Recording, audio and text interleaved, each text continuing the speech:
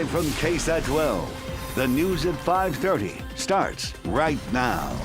Good evening. Leading us off tonight, chaos breaking out both inside and outside Cowboys dance hall last night. The Bexar County Fire Marshal almost had to shut the whole place down for being almost 1,000 people over capacity. Our Alicia Barrera explains how people with a ticket to a concert there last night are reacting today.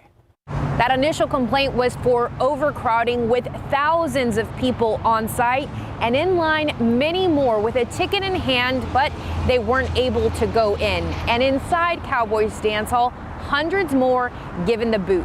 Crowds of people were eager to see the Mexican band Grupo Firme. According to preliminary information from police, once officers arrived on the scene, they saw a long line outside the venue. Off-duty police officers working security for Cowboys dance hall say fights were breaking out and more resources were needed to control the situation. On the scene, the fire marshal says the country nightclub had already exceeded capacity by roughly 800 people. The manager was notified by the fire marshal that not a single person more could enter the establishment or they'd be cited and shut down immediately. Cowboy staff complied and began to usher hundreds of people out. Customers, of course, now posting their frustrations on social media and demanding a refund. San Antonio police dispatched more officers to assist with crowd control at the scene. They tell us only one arrest was made for public intoxication.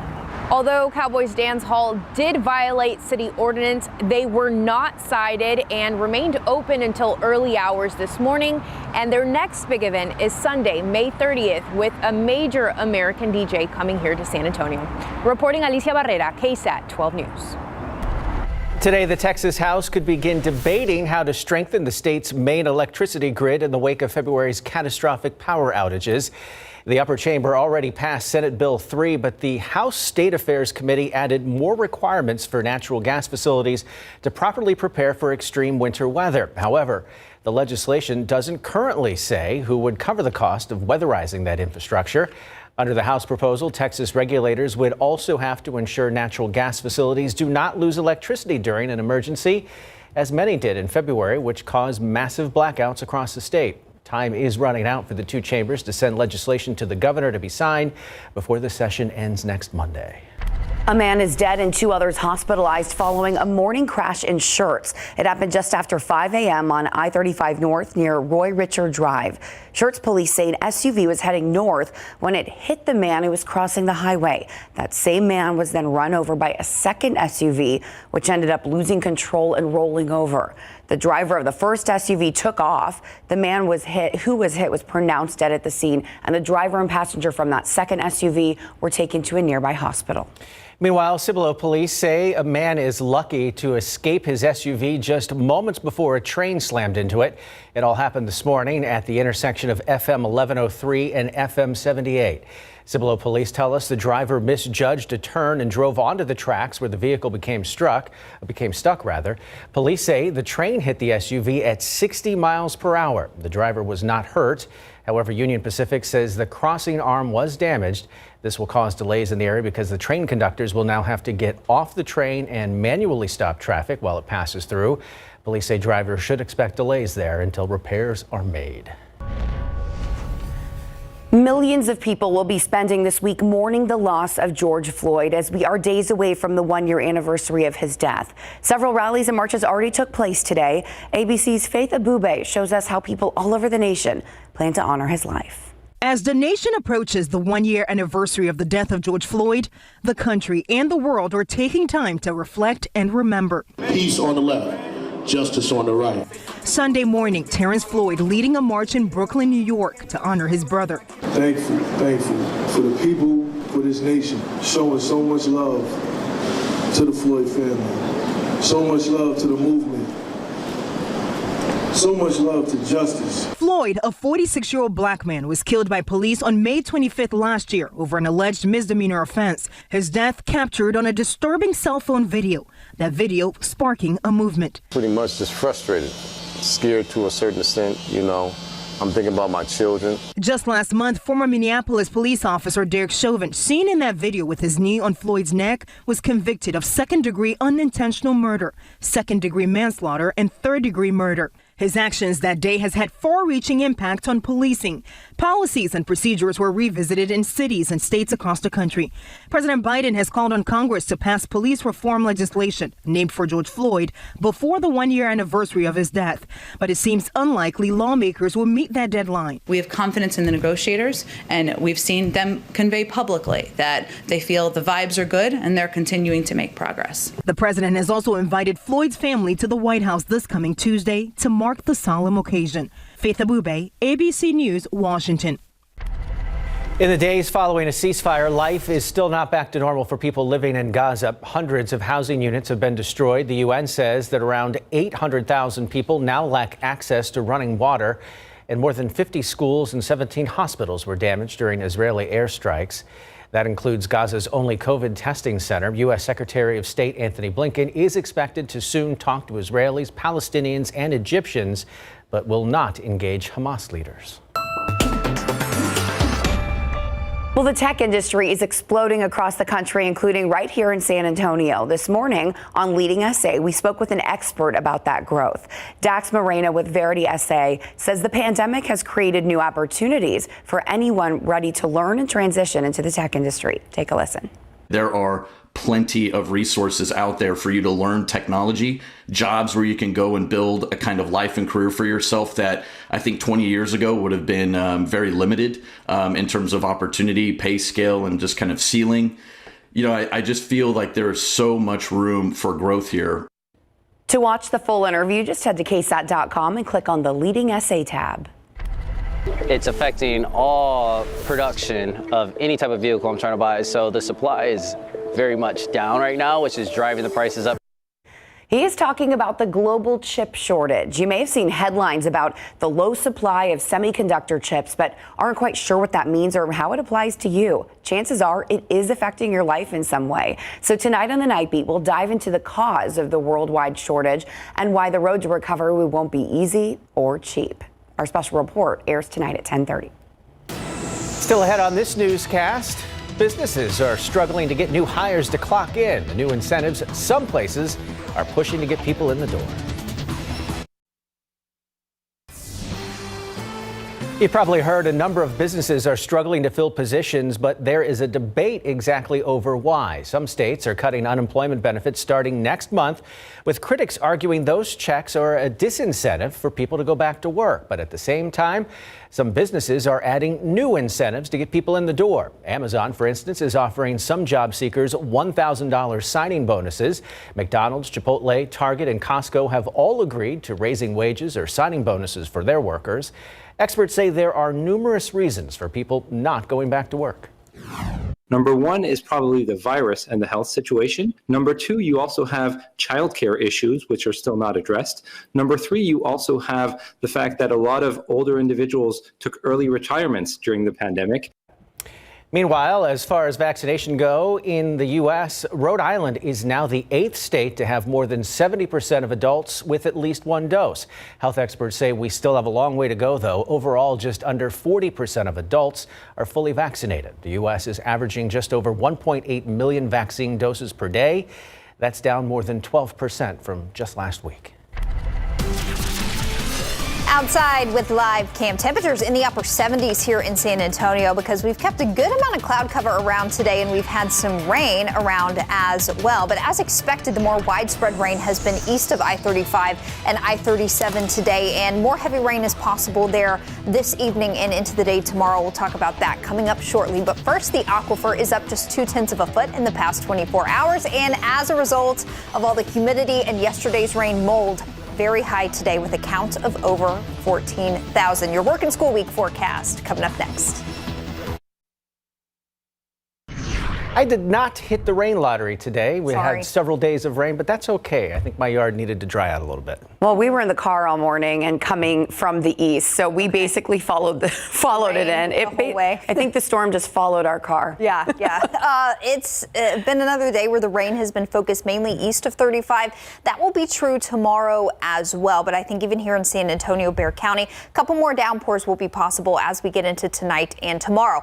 Much different day today, depending on where you are. Gonzales up to New Braunfels, even here in San Antonio, cloudy with some of that rain around. Temperatures limited to the 70s, but look off to the west. Del Rio, you're at 93 with mostly sunny skies, 88 in Cotulla and 90 in Carrizo Springs. But again, most of the rain today has been focused east of 35 and 37, and that's where we have a flash flood watch. This was issued yesterday until Monday morning. This has been extended until 10 p.m. tomorrow evening for Gonzales, Hallettsville, Cuero, all the way down to Goliad and Victoria. This is where we've got very, very saturated ground, and this is where a lot of the heavier rain has been focused for the past couple of days. And some communities here, anywhere in these this green color here, any of these counties in green, could see a couple more inches of rain tonight through the day on Monday. We do have one flash flood warning that was issued a couple of hours ago, mainly for the Highway 183 corridor south of Gonzales and north of Cuero. This should be allowed to expire at 6 p.m., so that's coming up in just a few minutes. But we could see a couple more of these flash flood warnings pop up tonight and through the day tomorrow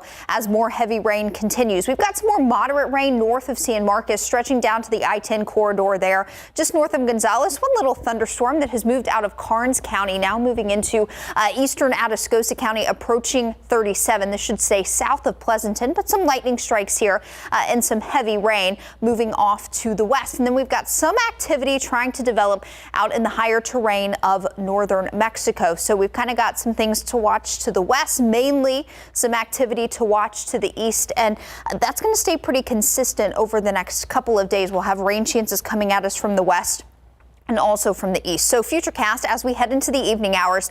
Once we get past sunset, a lot of the activity that's out there now will start to fizzle out, but I can't rule out a couple of isolated showers lingering after sunset through midnight and then into the overnight hours as well.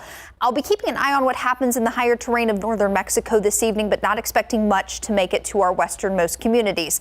Through 3 a.m., especially along and east of 35, a couple more isolated downpours will be possible, and that'll be true through the early morning commute tomorrow as well. I don't expect big issues with the commute, but a couple of isolated showers will be possible through early tomorrow morning. Temperature-wise, with as humid as it is, we're going to start off for a lot of us closer to 70 degrees, so a muggy, warm start to the day tomorrow.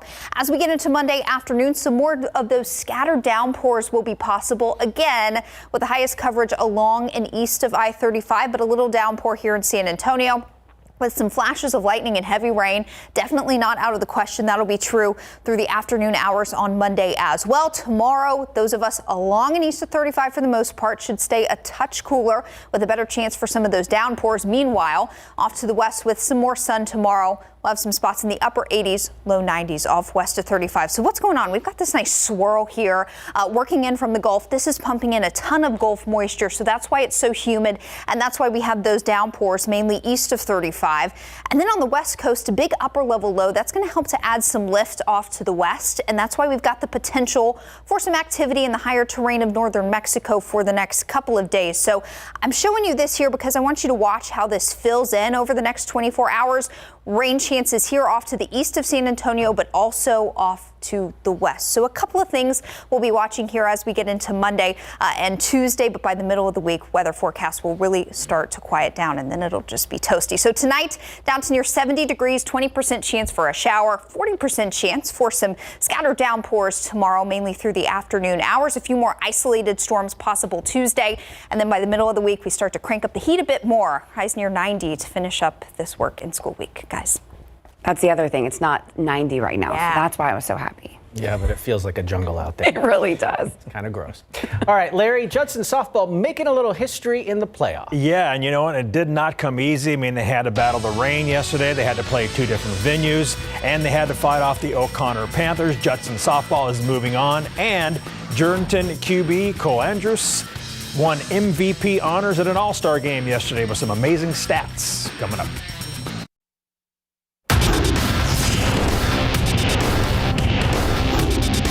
I knew I was going to hit the ball. I knew I was going to win it for my team. I knew it. I just had this feeling. It's all we. It's hard work for us. All hard work. Ethan Gonzalez came up with the big hit when his team needed it most as Smithson Valley advances to the regional semis in big board sports.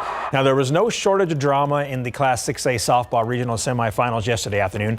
Judson entered Saturday trailing O'Connor by 1 game in the best-of-3 series. The Rockets took control of Game 2 by scoring 12 runs over the first 3 innings, then had to move the game from Frank Arnold Athletic Complex to the Somerset Softball Complex, where the Panthers scored 9 unanswered runs. The Rockets held on to win that game 12-11, forcing a third decisive contest. Now, this one was scoreless until the top of the 5th inning when the Rockets put up 8 runs on the board. Texas A&M commit Keely Williams delivered in that inning with a grand slam. After an 8-hour marathon, the Rockets take the game 12-0, win the series 2-1, continuing their historic season, and it's all thanks to their patient approaches at the plate. Oh yeah, we literally work every single second, every single day, and we put in so many swings and pitches, and we're on top of it, and it feels amazing. We're on top now. Quality at bats from kids that were able to take extra pitches, that were disciplined, and we talk about being selfless, and some of those kids, the number 8 and 9, getting walks and allowing us to put ourselves in situations where we had our bigger hitters come up, and getting at bats was big. The Rockets will face Austin Bowie in the regional finals next week, and in Class 4A, Bernie will take on Cal Allen. All dates and times yet to be determined. The baseball playoffs were just as exciting last night. Smithson Valley punched their tickets to the Class 6A regional semifinals with a come-from-behind 6-5 victory versus Reagan. The Rattlers took the lead in the 8th inning with a bases-loaded walk, but the Rangers strung together enough hits and got some fortunate bounces in the bottom half of the frame. The game tied at 5 again. Ethan Gonzalez delivered the game-winning hit, driving in Cason Wells, and the Rangers walked off with the series win. Both of their victories in the 3-game series came in extra innings. There's a lot of good baseball in this city, but I feel that 2 of the best definitely went at it this weekend. And, 2 extra inning games. We get 2 extra inning walk-offs. I think it's huge. I think it's going to propel them into the next round, regardless who we play. You get to the 4th round, there's only 16 teams left. You get to this round with 32, you're not playing any bad baseball team, so we've got to stay grounded, we got to stay the course. Smithson Valley will face Eagle Pass in the regional semis next week. In Class 4A, Navarro will take on Cal Allen. 2 teams left alive in Class 3A. Yoakum will play Bishop, while Marion takes on London. In Class 2A, Shiner takes on Mason. And finally, D'Hanis will look to return to the Single A state tournament against Fayetteville. Silver Boot Series, the Rangers hosting the Astros in Arlington today. Texas going for the 3-game sweep. Bottom of the 10th, tied at 2. Runner on third base for Adolis Garcia. He sends the ball back up the middle. Jose Altuve dives for the stop, but his throw home is offline. And that's a walk-off RBI infield single scoring Nick Solak. Rangers win 3-2 and get their first 3-game sweep of the Astros in Arlington since 2016. The Balapeño getting the young fans involved with the conga line today. Mission's wrapping up their first week at home against the Frisco Rough Riders. Defense, the name of the game early on. Chris Gibbon fields this grounder on the tough hop, whips it over to Eggy Rosario, who turns a 6-4-3 double play, and that keeps the game scoreless. In the meantime, San Antonio can't get anything going at the plate. They've only got 1 hit through 7 innings, and the Missions fall 6-1. San Antonio FC beat Birmingham Legion FC 2-1 at Toyota Field last night on the first ever Viva night. Santiago Patino and recently signed Jordan Peruzza scored goals for SAFC. Patino is off to the best start of any striker in SAFC history with 5 goals in the first 4 games of the season. SAFC improves to 2-1-1 with 7 points. So proud of everyone. We played in front of a sold-out crowd. Our fans were amazing. Brought so much energy. We got to, celebrate a city tradition and Viva Night. The players were committed. Again, we always ask to be focused, demonstrate intensity, and be resilient for 95. Actually, today was like 98 or 99 minutes. And they did it, and they earned the result. Great to see them back in the win column. SAFC is back in action Saturday, May 29th, when they host RGVFC at 7:30 p.m. at Toyota Field. Eagle Stadium in Pleasanton was the site of the first ever South Texas Coaches Association All-Star football game last night, giving high school seniors one more chance to play football. Jordanton quarterback Cole Andrus was named game MVP, passing for 370 yards and 4 touchdowns to help the West team beat the East team 46-21. And check out this fake punt by the East. Floresville punter Gabriel Avila throws it deep where Kennedy Lyon, Nigel Filihelli catches it between 2 defenders for a first down. That led to an East touchdown coming up. Rungy QB Daniel Mendoza finds Quero Gobbler, Deverick Mathis for a touchdown. Pretty play. Congratulations to both sides for a job well done. And you know, getting one more high school football game was so important to them. That punter's got an arm. Thank you, Larry. Yeah. We'll be right back. Stay with us.